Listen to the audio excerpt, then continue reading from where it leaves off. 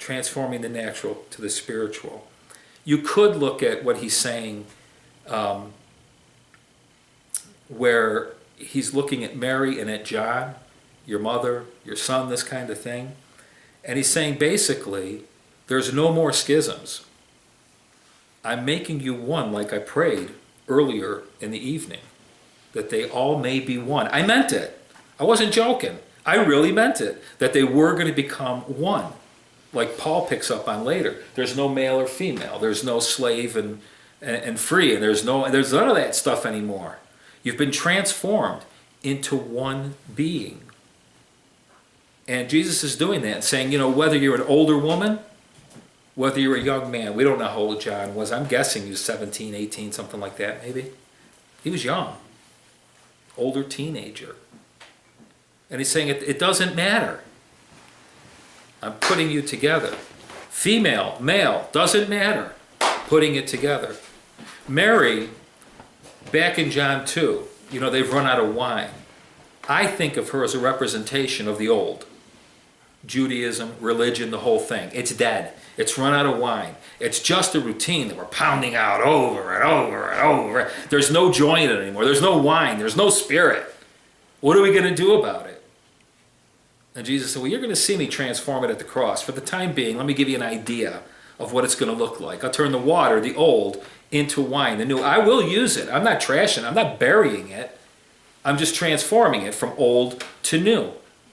He taught in one of his teachings, there will be those who say the old is better. They'd rather do religion. Give me a list of do's and don'ts, would you please? Tell me where to go when. Tell me, which pastor to bow down to. Let's just get on with the thing, okay? I would rather do the old. The old is better. Jesus said, well, you can do that if you want. I'm not going to drag you into the new. I will tell you I've transformed it, though. And there's no more life in the old. The life is in the new. It's a new creation. Behold, all has become new. And this is a new thing now. Isaiah said, behold, he does a new thing. Who can know it? Nobody. Who would have thunk? Well, we're getting a good idea nowadays, the amount of life that's actually in religion. I won't get off on that subject. But think about it. How much life is there in religion? Anyway, he's transforming this whole thing from the cross. The old way, Israel, transformed into the new. The mother and the son.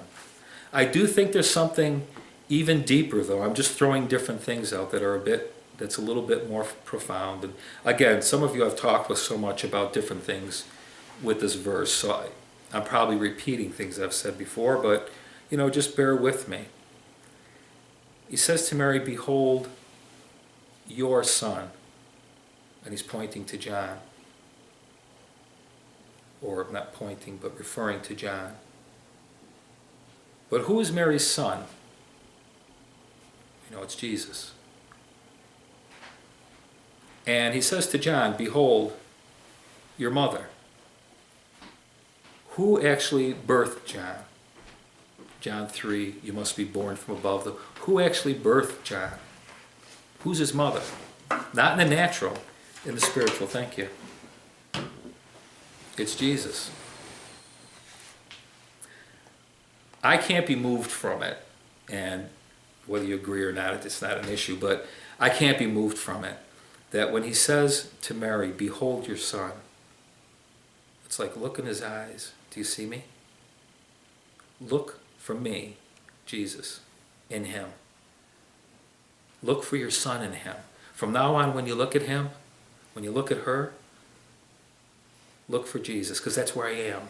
That's where I am. And he's saying to John, I know you love me. Like when he puts his head against the breast of Jesus, and those are, that's not exactly, that just, to me, looks like a child with a mother. They put their head against the breast. John, I am sure, he didn't think Jesus was a woman. That's not what I'm saying. But he realized that new life that he had was birthed from Jesus. Jesus is like his mother. And so he's saying, I know you see me as like a mother. look for your mother in her now. Look for me in her. In other words, he takes those two relationships that he has represented, Jesus himself, and he's encouraging both of them to look into each other, because that's where I am. Now, I don't think there's anything wrong at all. In fact, it's the way I worship as well when we're singing and everything, to look outside of ourselves. We look to our Father in heaven, that kind of thing. But it's like I said from the outset, the first saying, when he says, Father, forgive them, is it an internal recognition that the Father is in him? He knows that. I and my Father are one. Or external? And the answer is yes. It's not either one. The answer is yes, internally and externally. In other words, I think at the cross,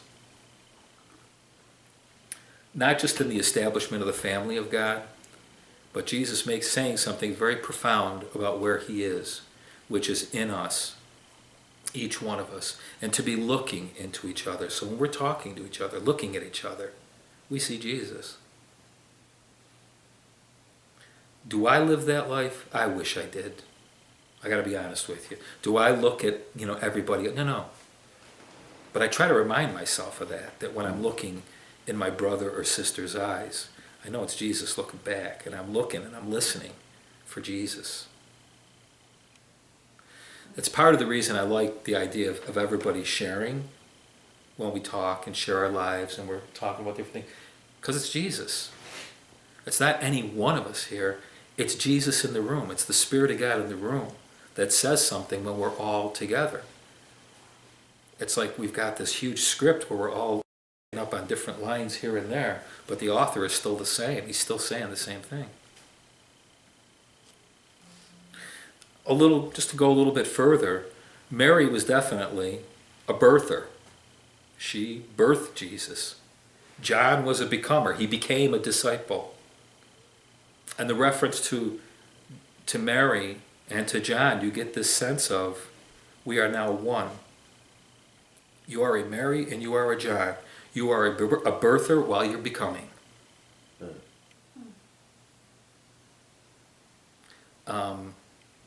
I've met people, I'm sure you have too, that kind of like are heavy on one side or the other. They've never birthed anybody in the sense of been part of a spiritual enrichment that would see Christ birthed in their lives. They've never even thought that way. I've had people in the past say to me, well, it's all about being. I said earlier that he wasn't at the cross when he was commissioning them. He wasn't saying go. He was commissioning them to be, to become. But the idea that it's all about being like Jesus, well then how can you avoid birthing? It doesn't make any sense. Because that's what Jesus did. He birthed the church, if you would. And at the same time, I've met people that are so like, well, it's all about leading people to the Lord. No, actually it's not. Actually it's not. It is important, and we are called and ordained even. You talk about being ordained even to do that. But the process of becoming like Christ, not just in the reproduction process, but just becoming like him in our lifestyles, our thoughts, and everything else. You have Mary and John. You have the one who became, you have the one who birthed. And both of those things we embraced. It's Christ in us, if you would. Birthing and becoming the Spirit. Almost done.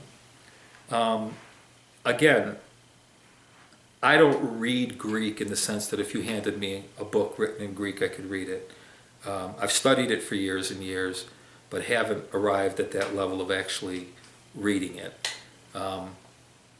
But I did discover this years and years ago. The English language is very lacking when it comes to trying to translate the Greek for a number of different reasons.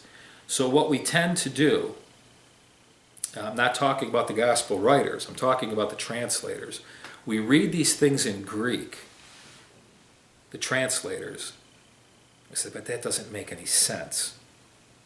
So we add a word here or there to make it make sense. This is what I'm referring to. That last verse that Russ read, from that hour,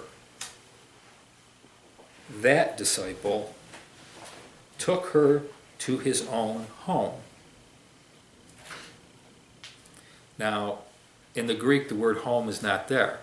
So if you pull the word home out, from that hour, that disciple took her to his own. And we go, his own what? Well, he must have been a house. He took him to her own house. No, because John talks about dwelling places and houses all through the gospel. For 21 chapters, if he meant he took him home, he would have said he took him to his own house. What the words actually imply in the Greek is he took her to his own. He took her in. It's a spiritual language. It's one that when we're engaged in the Spirit, we can get a hold of. If not, we go, how could he take her into himself? How could he do that? Because they're one in the Spirit. But that's really what it implies. Once Jesus says, behold, to each other, from that hour, right then, John took Mary into himself. That's a very powerful thought when you think about it. Very, very powerful. And by the way, from that point on, John does take care of Mary. When John goes to Ephesus, Mary goes with him. Mary's with John all the time. They became one. He took her into his own heart. He took her. It's really kind of like, but I'm sure we have had a similar thing when something has happened to somebody and we feel the pain. I mean, we really do feel the pain.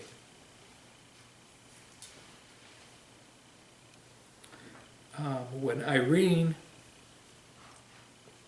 went to be with the Lord, although Derek wasn't evoking any kind of response from me, I was in pain. I felt like, this really hurts. I was knocked off my feet. Because Derek has taken me into him.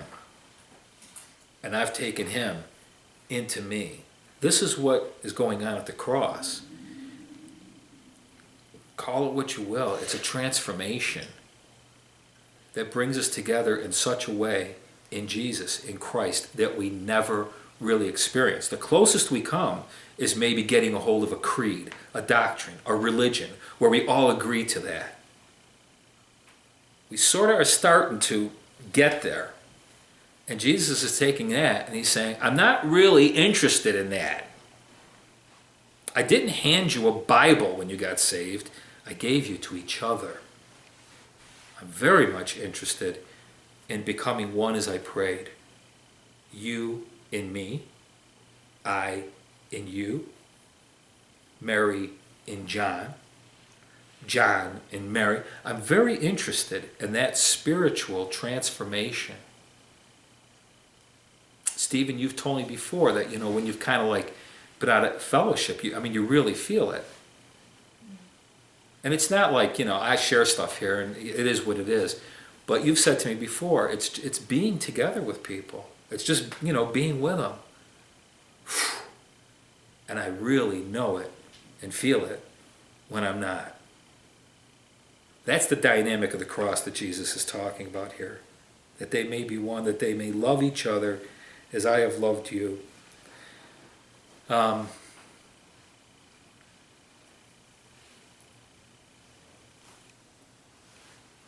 just close with the two women that I said we'd talk about a little bit later. In the Old Testament, Israel, you can read about it, Isaiah 54:5. In fact, let's do this real quick, because it's helpful. Isaiah 54:5, if somebody wants to read that one verse. Somebody else go to Jeremiah 31, verses 31 and 32. When you get Isaiah 54:5, just go ahead and read it. Isaiah 54:5. For your husband is your maker, whose name is the Lord of hosts. and your Redeemer is the Holy One of Israel, who is called the God of all the earth. He identifies himself as Israel's husband there. In Jeremiah 31, verses 31 and 32. Behold, the days are coming, declares the Lord, when I will make a new covenant with the house of Israel and with the house of Judah, not like the covenant which I made with their fathers in the day I took them by the hand to bring them out of the land of Egypt, my covenant which they broke, although I was a husband to them, declares the Lord. In other words, when you look at the Old Testament, you see Israel is the woman. She is God's wife. If he's the husband, she's the wife, if you would, who constantly committed adultery, if you would, was unfaithful to God. We know the story of the Old Testament. And some might think, well, at what point, do you get rid of her, for crying out loud? That was never, no way. No. I'm going to complete her. I'm going to complete her. And when we see Mary, we see a representation, like I said before, of the old, of Israel. They've run out of wine.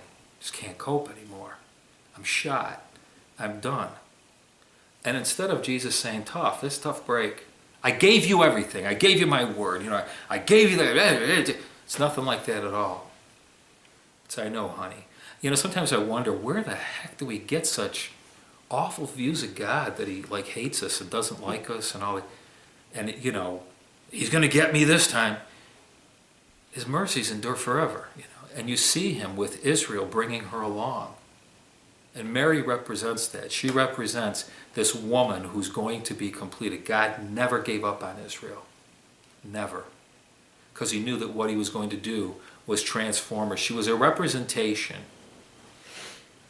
of humanity in the sense that that's really what Israel is. God took one group of people, it says in Deuteronomy, the most stubborn people on the planet, took the most stubborn ones to do this work that he wanted to do to save humanity. John is talking about that woman as he's walking us through his gospel and bringing the Old Testament, Israel, through Mary. But then the other woman that he keeps referring to, that finally, when we get Mary Magdalene at the garden, when we get that Garden of Eden scene, we've got the gardener Jesus, we've got him calling to the woman. It's the Garden of Eden all over again. That woman, what he's referring to, is all things have become new, a new creation. In other words, in John, he's always showing Israel, humanity, actually all of creation is wrapped up in what Jesus is doing. There's people starting to write books in the last 50 years. They're finally starting to, I say finally, not like I knew anything, but have gone beyond, somebody getting saved to see all of creation has been saved in what Jesus did. It's not just a matter when Paul writes things like, all creation, the earth has been groaning for the sons of God to be revealed, because everything has been renewed. All things have become new. It's a good thing. It's a good little kind of study to get into when we look at John and his woman. I think for me anyway, when I look at that line, behold your son, behold your mother, is this covenant relationship. That John signing a card that says, yes, I promise to tithe and I won't smoke and I'll be a good boy and I won't swear, and some kind of a thing like joining a club. I think it goes way beyond that stuff. Jesus is actually showing us that he has made us one. He's made us his family. He's made us his family. When I look at David, he's my son. Whether I've had the honor to spiritually birth him or not, doesn't matter. He's still like my son, like Nathan sitting over there. My brother Mike, who's been here, for a while now, he is my biological brother. I look at the rest of the guys in the room, so are you, you're my brothers.